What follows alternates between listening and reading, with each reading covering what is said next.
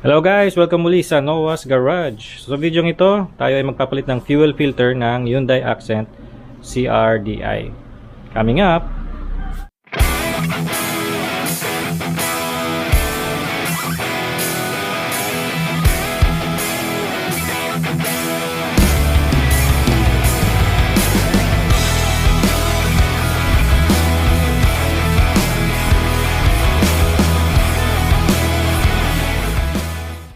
Okay, para mapalitan ng ating fuel filter, kailangan nating baklasin ang space na ito.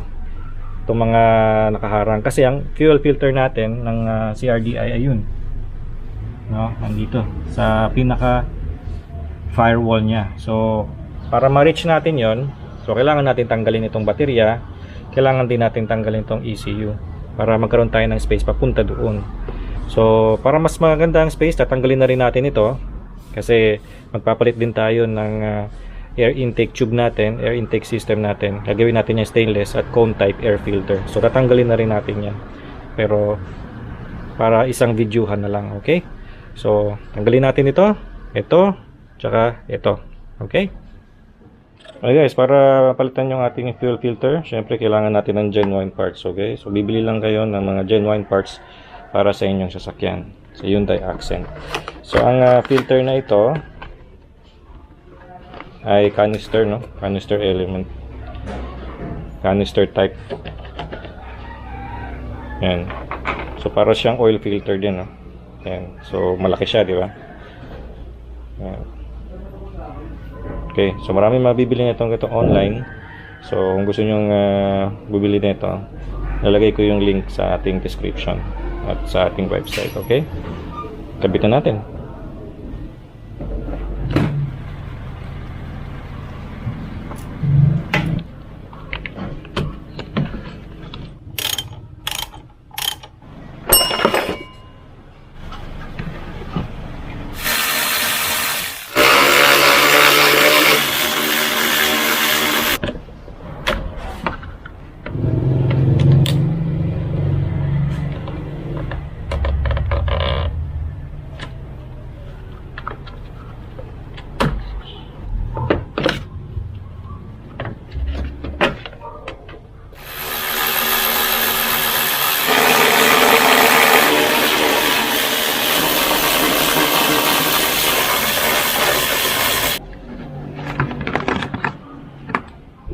Okay guys, ito yung ating fuel filter.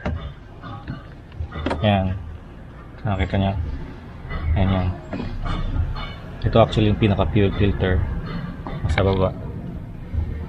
So tatanggalin natin itong housing nya. So mayroon lang siyang bolt dito, dalawa. Yan. Dalawa yan. Tapos wala na ako nakikitang bolt, mga sensors na lang tsaka fuel line. Okay,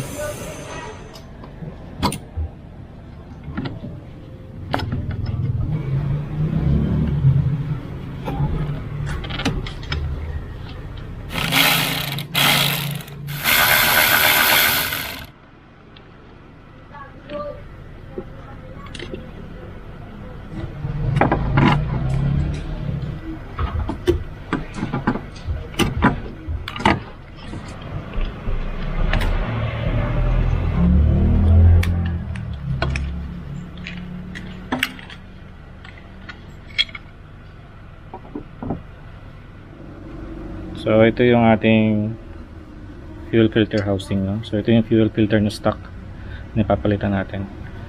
So buksan muna natin tong tray nya.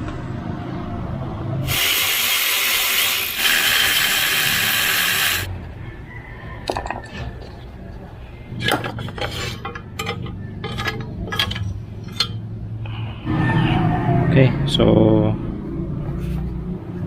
alam ko Roscas lang to eh.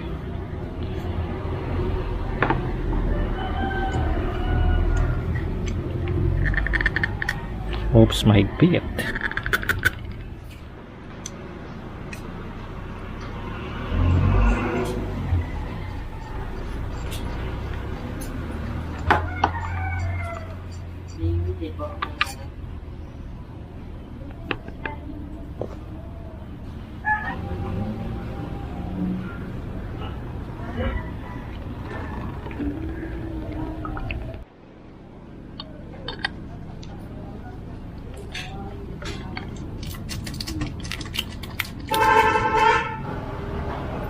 Lagyan natin ng fuel.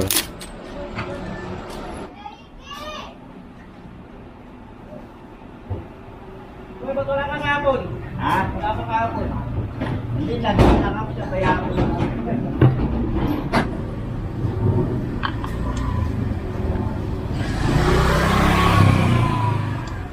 Okay, so ganun lang magpalit ng fuel filter. Okay?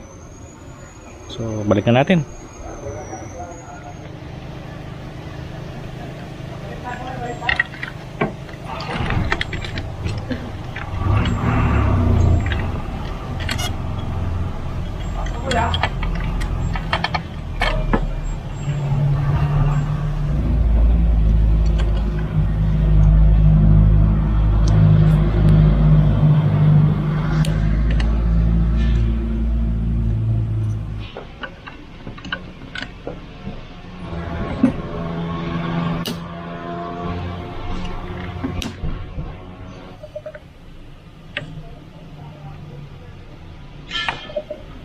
Okay.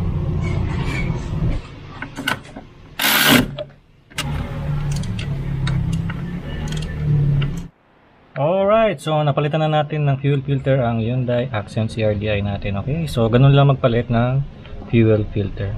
Okay, so tandaan nyo yung mga sockets na yan, yung fuel line, sensors, wala namang ibang papasukan yan, no? Wala magkakaparehas na socket dyan. Okay, so hindi kayo malilito dyan.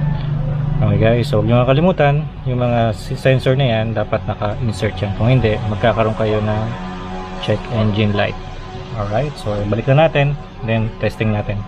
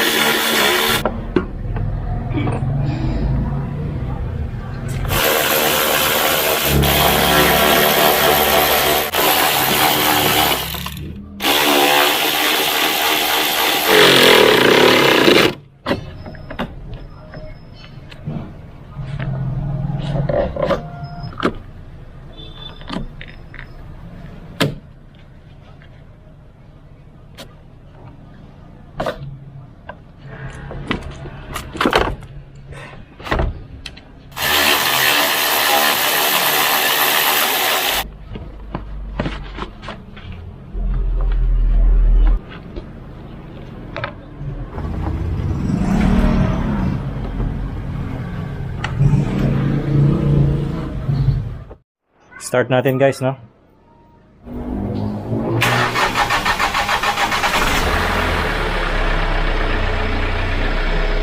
Alright guys, tapos na tayo magpalit ng fuel filter ng ating Hyundai Accent CRDI. So sana nagustuhan niyo ang video na ito at natuto kayo.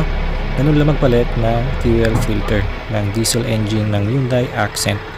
Sana i-like nyo ito at mag-subscribe kayo sa Noah's Garage. Maraming salamat!